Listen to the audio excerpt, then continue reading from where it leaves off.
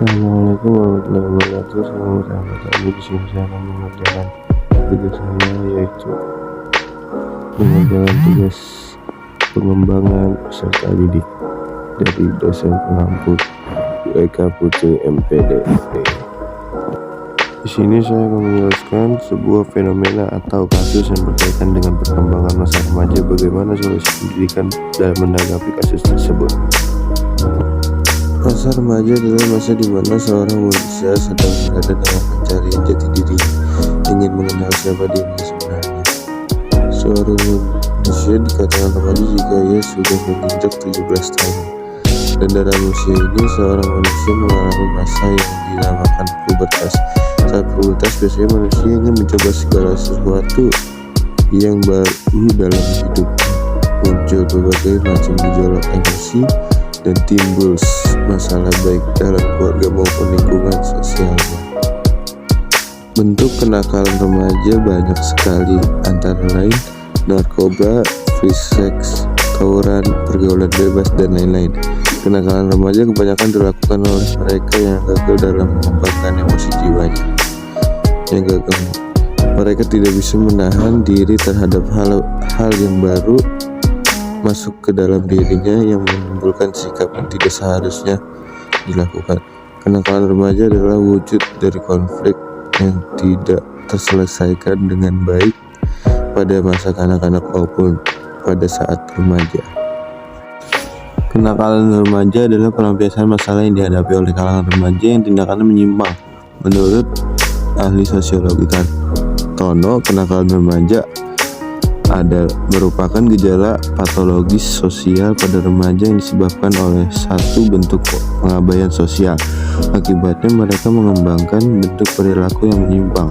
Sedangkan menurut Santrok, kenakalan remaja merupakan kumpulan dari berbagai perilaku remaja yang tidak dapat diterima secara sosial hingga terjadi tindakan kriminal. Penyebab kenakalan remaja. Perilaku nakal remaja bisa disebabkan oleh faktor dari remaja itu sendiri atau internal, maupun faktor dari luar eksternal. Faktor internal krisis identitas, perubahan biologis dan sosiologis pada diri remaja kemungkinan terjadi. Dua, terbentuk integrasi. Pertama, terbentuknya perasaan akan konsistensi dalam kehidupannya. Kedua, tercapainya identitas peran. Kenakalan remaja terjadi karena remaja gagal mencapai masa integrasi kedua. B. Kontrol diri yang lemah. Remaja yang tidak bisa mempelajari dan membedakan tingkah laku yang dapat diterima dengan yang tidak dapat diterima akan terseret pada perilaku nakal. Begitupun bagi mereka yang telah mengetahui perbedaan dua tingkah laku tersebut, namun tidak bisa mengembangkan kontrol diri untuk bertingkah laku sesuai dengan pengetahuannya. Faktor eksternal, keluarga dan penceraian orang tua. Tidak adanya komunikasi antar anggota keluarga atau perselisihan antar anggota keluarga bisa memicu perilaku negatif pada remaja. Pendidikan yang salah di keluarga pun seperti terlalu memanjakan anak, tidak memberikan pendidikan agama, atau penolakan terhadap eksistensi anak bisa menjadi penyebab terjadinya kenakalan remaja. 2. Teman sebaya yang kurang baik. 3. Komunitas atau lingkungan tempat tinggal yang kurang baik. Sedangkan menurut Cooper dan Alvarado, faktor-faktor penyebab kenakalan remaja antara lain: 1. Kurangnya sosialisasi dari orang tua ke anak mengenai nilai-nilai moral dan sosial. 2. Contoh perilaku yang ditampilkan orang tua di rumah terhadap perilaku dan nilai-nilai antisosial. C. Kurangnya pengawasan terhadap anak, baik aktivitas pertemanan di sekolah ataupun di luar sekolah dan lainnya. 1. Kurangnya disiplin yang diterapkan orang tua pada anak.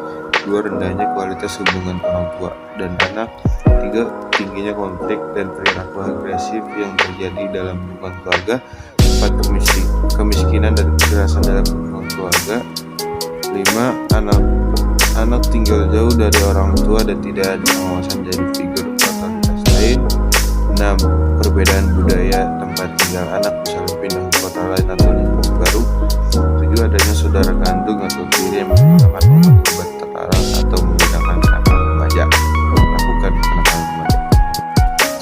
mengatasi kenakalan remaja untuk mengatasi atau mencegah agar tidak terjadi kenakalan remaja bisa dilakukan dengan cara satu, perlunya kasih sayang dan perhatian dari orang tua dalam hal apapun, karena dengan adanya rasa kasih sayang dari orang tua maka anak dan akan merasa diperhatikan, dibimbing, dan dengan kasih sayang itu pula akan mudah mengontrol remaja jika ia melakukan kenakalan. 2. Pengawasan yang perlu intensif terhadap media komunikasi seperti TV, internet, radio, handphone, dan lain-lain. 3. Perlunya bimbingan kepribadian sekolah, karena di sanalah tempat anak lebih banyak menghabiskan waktunya selain di rumah. 4.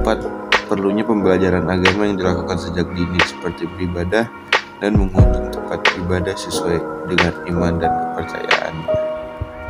Terima kasih. Wassalamualaikum warahmatullahi wabarakatuh.